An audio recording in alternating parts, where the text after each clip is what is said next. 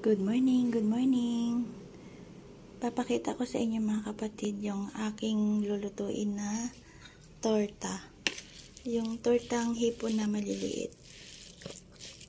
Naglagay lang tayo ng garlic, then onion, tsaka paminta. Then, nagtimpla na tayo dito ng salt. I-mix natin yung egg.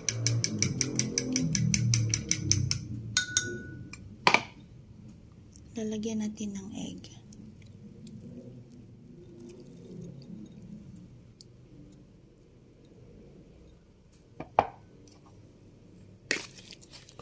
Yan, mix lang.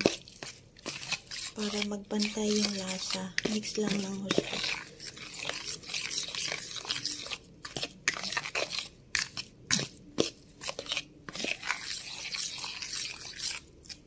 Pwede din po kayong mag-add ng gulay. Pwede rin ito lagyan ng spring onion.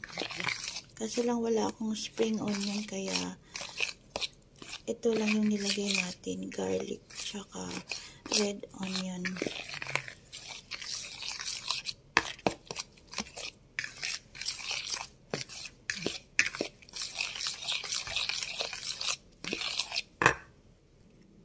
Nag-add din pala tayo guys ng dito, oregano, then tarragon, tsaka marjoram. Pampadagdag ng lasa. Ayan.